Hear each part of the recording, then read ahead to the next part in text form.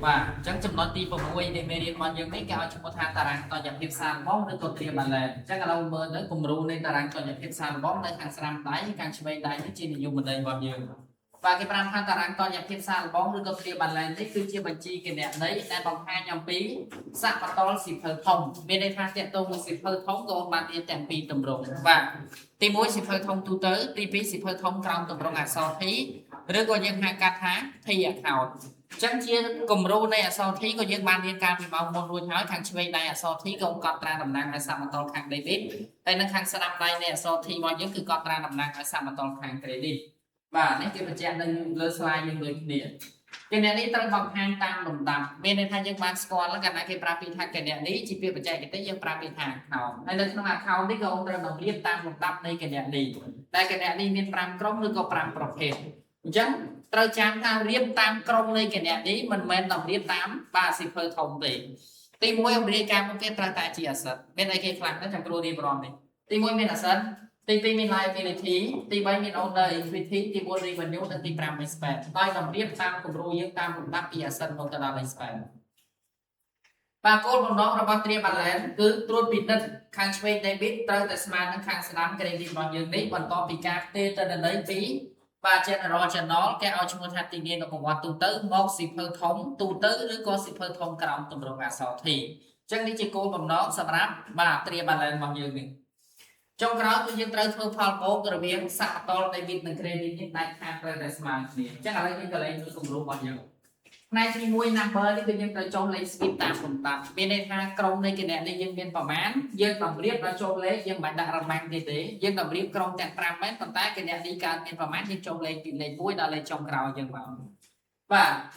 ផ្នែក account ដែរអញ្ចឹង account ដែរយើងត្រូវចាំទៅរាយការណ៍តាមគំរូនៃគំរូដែលគ្រូបានកត់ត្រាឲ្យនៅលើ slide យើងនេះផ្នែកទី1យើងរាយការណ៍មុខវាត្រូវតែជាអក្សរត្រូវចាំអត់រាយការណ៍តាមអក្សរទីទេតែសិនមានថាជាទ្រព្យសម្បត្តិឬក៏ធនធានដែលមានតម្លៃរបស់ក្រុមហ៊ុនសម្រាប់ដំណើរការ business ឬក៏ដំណើរការអាជីវកម្ម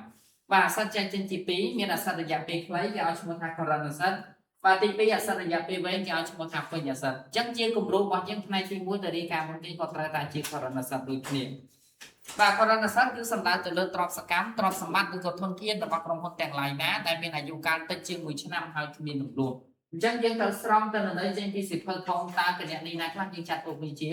បាទ current asset ស្រង់ current asset ឲ្យអស់ក្រោយពីយើងបានស្រង់ current asset យើងចប់ហើយយើងចូលដល់ក្រុមទី2បាទ fixed asset វិញម្ដង fixed asset គឺសំដៅទៅលើទ្រព្យសកម្មទ្រព្យសម្បត្តិឬក៏ធនធានរបស់ក្រុមហ៊ុនទាំងឡាយណាដែលមានអាយុកាលលើសពី1ឆ្នាំហើយមានរំលោភគ្រប់ប្រភេទលើកលែងតែដីអញ្ចឹងត្រូវចាំថា fixed asset កាលណាមានដីក៏មិនដាច់ខាតត្រូវតែស្រង់ដីមុនគេបន្ទាប់ពីដីឧទាហរណ៍វាមានអគារអញ្ចឹងស្រង់អគារហ្នឹងមកហើយខាងក្រោមនេះយើងឃើញគេប្រើពាក្យថា accumulative depreciation មានន័យថាជារំលោភទៅលើភាពសត្វជ្រើនៃ fixed asset ក្រោយពីយើងបានប្រើប្រាស់បើករណី fixed asset ណាមួយដែលយើងបានធ្វើរំលោភមកបន្តមកវាអញ្ចឹងក៏ត្រូវរាយការណ៍បន្តពី fixed asset មួយហ្នឹងត្រង់តែជារំលោភមកបន្តមកវាតែគេឲ្យឈ្មោះថា accumulative depreciation បាទអញ្ចឹងមើលតាមគំរូហ្នឹងផ្នែកទី1ត្រូវតែជា asset ដូចគ្រូបានកំពុងរៀបរាប់នេះបាទក្រុមទី2ត្រូវតែជា liability បំណុលតើបំណុលនីមួយៗកើតឡើងតាមសកម្មភាពអីក៏យើងបានរៀនក្រុម liability ហើយតើគណនីណាខ្លះយើងចាត់ទុកវាជាបំណុលអញ្ចឹងត្រូវរាយការណ៍តាមលំដាប់នៃគណនីទាំង5ប្រភេទរបស់យើងបាទដល់ក្រុមទី3 owner equity អញ្ចឹងគ្រូបានចែកជាពីរផ្នែកផ្នែកទី1នេះគឺសំដៅទៅលើក្រុមហ៊ុនជាក្រុមហ៊ុនឯកកម្មសិទ្ធិគេប្រើពាក្យថា owner equity ដល់ករណីក្រុមហ៊ុននេះជាក្រុមហ៊ុនសហកម្មសិទ្ធិគេប្រើពាក្យថា stockholder equity អញ្ចឹងយើងបានរៀនថាផ្នែក owner equity ត្រូវចាំមានតែពីរគណនីដូចគ្នាករណីឯកកម្មសិទ្ធិគឺយើងប្រើពីអីបាទ capital drawing ឬក៏ withdrawal បើករណីយើងអនុវត្តទៅលំហាត់យើងជាប្រភេទក្រុមហ៊ុនសហកម្មសិទ្ធិផ្នែក owner equity នេះយើងប្រើពាក្យថា common stock អញ្ចឹង common stock នោះមានថាការរួមទុនគ្នាដើម្បីបង្កើតអាជីវកម្មសម្រាប់ក្រុមហ៊ុនសហកម្មសិទ្ធិឯកកម្មសិទ្ធិយើងប្រើពាក្យ capital ដល់សហកម្មសិទ្ធិដល់ពេលដែលម្ចាស់ឬក៏តកែលោកប្រើប្រាស់តខ្លួនគេប្រើពាក្យលៀប dividend អញ្ចឹងនៅក្នុងហ្នឹងមានតែពីរគណនីដូចគ្នាបាទផ្នែក owner equity គាត់តែយើងកំពុងរៀនជាក់ស្ដែងនេះក៏មានតែឯកកម្មសិទ្ធិត្រូវចាំណាផ្នែកទី3មានតែពីរគណនីតែប៉ុណ្ណឹងបាទក្រុមទី4របស់យើងគឺចំណូលគឺសំដៅទៅលើប្រភពចំណូលទាំងអស់ដែលក្រុមហ៊ុនរកបានពីការបម្រើសេវាកម្មឬបំពេញសេវាកម្មហើយនៅចុងក្រោយគឺ expense អញ្ចឹងត្រូវតម្រៀបតាមប្រមាណគ្រូបានសរសេរបង្ហាញទី1ត្រូវតែជា asset và tí pi liability tí bay owner equity tí buôn đi bằng dấu hay là trong khả năng những người expert và nó chia cùng đủ và khang khao nó cứ chia đầm na ca đi ca điệp chóng là bay điệp trong ta đang to nhập thêm sàn bong rồi còn tiền mà lên bán nhưng từ miền này kẹt lại chẳng cái vật chạm làm gì là bay điệp trong ta đang to nhập thêm sàn bong nhưng ra ăn là quát ta hòn đá chùm hiên đôi khang khao chùm hiên tí mùi ta sang tên là đấy trên đi xịt phân thông tu tớiឬក៏សិភើthôngក្រោមតម្រងអក្សរធីតែយើងបានរៀនការពីម៉ោងមុនរួចហើយយើងនឹងអនុវត្តលំហាត់របស់យើងបាទនៅក្នុងសិភើthôngយើងទាំងអស់មានប៉ុន្មានគណនីបាទដែលយើងរៀបចំរួចហើយបាទទាំងអស់មានចំនួន16អញ្ចឹងគ្រូនឹងបង្ហាញនៅពេលបន្តិចទៀតនេះដោយស្រង់ចេញពីលំហាត់អនុវត្តទី1យើងតែម្ដងដោយស្រង់ចេញពីសិភើthôngអញ្ចឹងគេបញ្ជាក់យើងឬមានន័យថាមានមួយណាស្រង់ចេញទី1តែអត់កំណត់ទេឲ្យតែយើងមានសិភើthôngមិនខាងសិភើthôngទូទៅ general lecture ឬក៏សិភើthôngក្រោមគម្រោងអក្សរធីឬក៏យើងហៅការធី account របស់យើងបាទបន្តមកទៀតគេបញ្ជាក់ប្រាប់យើងថាស្រង់យកតែ balance ចុងគ្រាមានថាជាសកលចេញពីសិភើthôngឬក៏បាទសិភើthôngទូទៅឬក៏សិភើthôngក្រោមទម្រង់អក្សរធីអញ្ចឹងកន្លែងនេះគេចង់បញ្ជាក់ប្រាប់យើងនេះឧទាហរណ៍ថាសិភើthôngទូទៅយើងឃើញទេគណនីទី1ខេបាទអញ្ចឹងយើងយកតែ balance ចុងគ្រានេះជា balance ចុងគ្រាសម្រាប់សិភើthôngទី1ខេរបស់យើងអញ្ចឹងយើងមើល balance ទៅវានៅខាងណា debit តែសម្រាប់គណនីនេះឧទាហរណ៍ថាសិភើthôngក្រោមទម្រង់អក្សរធីក៏នៅតែយក balance ចុងគ្រានៃគណនីដូចគ្នាអត់យកទាំងអស់គ្នាមកទេគឺយកតែ balance ចុងគ្រាទេហើយគេរៀបចំសិភើthôngដូចគ្រូបានបញ្ជាក់ការពីម៉ោងមុនតែពីទម្រង់នេះគោលបំណងបង្ហាញអំពីបាទសកម្មតលចុងគ្រានៃគណនីនីមួយៗតើគណនីនីមួយៗមានសកម្មតលនៅខាងណាគឺយើងសួរគ្រូការពីម៉ោងមុននេះឃើញនៅក្រុមមួយណាយើងនឹងរៀបចំត្រៀម balance ដល់យើងជ្រើសរើសក្រុមបែបតើគណនីទាំង5ក្រុមនេះយើងតម្រៀបពីណាទៅណាបាទនេះជាជំហានទី2របស់យើងគេបញ្ជាក់ប្រាប់យើងស្រង់យកតែ balance ចុងគ្រានៃគណនីដែលស្រង់ចេញពីសិភើthôngទូទៅឬក៏សិភើthôngក្រោមទម្រង់អក្សរធីបាទជំហានទី3គេប្រាប់ថាបើគណនីណាមានសមតលឬក៏ balance នៅខាង debit នៅក្នុងសិភើthôngទូទៅឬក៏នៅក្នុងសិភើthôngក្រោមទម្រង់អក្សរធីនៅពេលដែលយកមករៀបចំជាតារាងតរភាពសារបងក៏ចុះនៅខាង debit យើងដូចគ្នាអញ្ចឹងលក្ខខណ្ឌរបស់យើងទី3បាទទី4គេប្រាប់ថាបើគណនីណាមានសមតលនៅខាង credit ដែលយើងស្រង់ចេញពីសិភើthôngទូទៅឬក៏សិភើthôngក្រោមទម្រង់អក្សរធីរបស់យើងនេះបាទក៏ត្រូវរក្សាសមតលវាក៏នៅខាង credit ដូចគ្នាអញ្ចឹងពីបន្តទៀតមានអីខុសគ្នាទេមានថាគឺត្រូវរក្សាសមតលដែរបើយើងរៀបចំសិភើthông balance គណនីមួយនៅខាងណាយើងត្រូវដាក់ខាងហ្នឹងវិញបាទចុងក្រោយគឺយើងត្រូវធ្វើផលបូករវាងសមតល debit និង credit ដែលខាតត្រូវតែស្មើគ្នាអញ្ចឹងយើងសរសេរសញ្ញាញ៉ៃនេះបាទសិចបានមានដាក់ផលបូករវាង debit និង credit ត្រូវតែស្មើគ្នាបែបហ្នឹងនេះជាគំរូហើយនឹងជំហានដើម្បីអនុវត្តអញ្ចឹងឥឡូវគ្រូនឹងបង្ហាញសម្រាប់លំហាត់អនុវត្តយ៉ាងតែម្ដងសម្រាប់គម្រោងដែលយើងត្រូវរៀបចំនៅពេលនេះបាទអញ្ចឹងត្រូវចាំថាតារាងតុល្យភាពសាលបងឬក៏ត្រៀម balance នេះគោលបំណងដែលគ្រូបានបង្ហាញមិញគឺបង្ហាញអំពីភាពស្មើគ្នានៃការផ្ទេរទិន្នន័យក្រោយពីយើងបានរៀបចំបាទផ្ទេរទិន្នន័យពី general មកសិភើthôngទាំងពីរទម្រង់ចុងក្រោយពេលដែលយើងរៀបចំបានត្រឹមត្រូវពេលដែលយើងបូកធ្វើផលបូករវាង debit និង credit ត្រូវតែស្មើគ្នាអញ្ចឹងនេះជាគម្រោងនៃការរៀបចំតារាងតុល្យភាពសាលបងឬក៏ត្រៀម balance ទី1មកគេនៅតែរាយការណ៍ឈ្មោះក្រុមហ៊ុនទី2ឈ្មោះរបាយការណ៍ដែលយើងកំពុងរៀបចំនេះជាត្រៀម balance ទី3ការរាយបរិច្ឆេទនៃការបិទបញ្ជីបាទអញ្ចឹង number នេះកូនចុះតាមលេខ suite មានន័យថាគណនីយើងមានប្រមាណចុះពីលេខ1ដល់លេខចុងក្រោយដូចគ្រូសួរយើងវិញមាន16គណនីបាទត្រូវចុះលេខ suite តាមលំដាប់មកមិនដាក់រមាំងទី1 A ត្រូវតែជាអាសិតអីទៀតទេមិនដាក់ទៀតទេបាទគាត់ថាគ្រូដាក់រមាំងទី1ដើម្បីស្គាល់ថាទី1មុនគេត្រូវតែជាអាសិតយើងតម្រៀបមុនគេផ្នែក account name អញ្ចឹង account name ជាគំរូដែលគ្រូបានបង្ហាញវិញរាយការណ៍មុនគេត្រូវតែជាអីបាទត្រូវតែជាអាសិតហើយអាសិតទី1ដល់រាយការណ៍មុនគេក៏ត្រូវតែជាអីដែរបាទក៏ត្រូវតែជា current asset ដូចគ្នាអញ្ចឹងឥឡូវយើងមកមើលក្នុងចំណោមអក្សរធីទាំង16តើគណនីណាខ្លះយើងចាត់ទុកវាជា current asset អញ្ចឹងយើងស្រង់តែក្រុម current asset account នេះបាទបើករណីច្បាស់ហើយយើងអាចស្រង់យកតែម្ដងប៉ុន្តែអត់ច្បាស់ទេក៏មើលម្ដងមួយអញ្ចឹងទី1មុនគេអីគេមុនគេបាទខេអញ្ចឹងខេយើងស្រង់យកខេយើងទៅដាក់នៅក្នុងលេខ1របស់យើងមកបន្តមកទៀតមានអីទៀត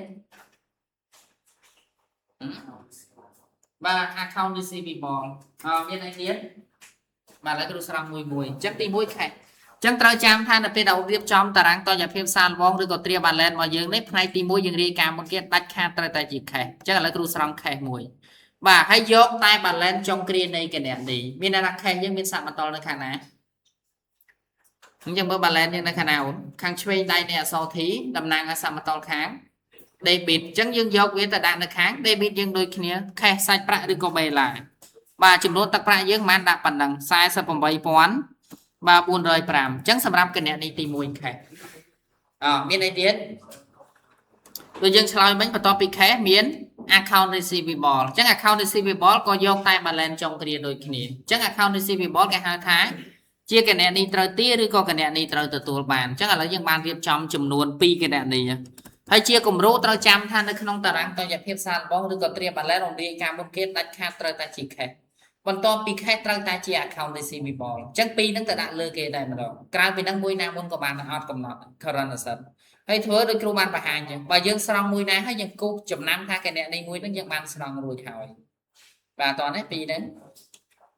បាទបន្តមកមានអីទៀតអញ្ចឹងមើលម្ដងមកក្រុមមានអីទៀតបាទមាន office supply នេះ3កណនីមានអីទៀតអូន office supply អញ្ចឹងគ្រូស្រង់កណនីទី3យើងសម្ភារៈការិយាល័យបាទដែលមានតម្លៃឬក៏ចំនួនទឹកប្រាក់បាទ40អញ្ចឹងស្រង់យកតែ balance ចុងគ្រាចំនៅអស់នៅបាទមានអីទៀតមិញ prepaid បាទ prepaid phone គេហៅថាជាចំណាយបងមុនទៅលើទូរស័ព្ទអញ្ចឹងចំណាយបងមុនទៅលើទូរស័ព្ទរបស់យើងនេះក៏យើងចាត់ទុកវាជា current asset ដូចគ្នាអញ្ចឹងកណនីរបស់យើងបាទចំនួនទឹកប្រាក់$20វានៅខាង debit ដូចគ្នាអញ្ចឹងស្រង់យើងតែ balance ចុងគ្រានៃកណនីតែប៉ុណ្ណឹងអញ្ចឹងឥឡូវយើងកលេចមើលបន្តទៀតតើមានកណនីណាខ្លះក្នុងចំណោមអក្សរធីយើងហ្នឹងដែលយើងចាត់ទុកវាជា current asset បន្តទៅទៀត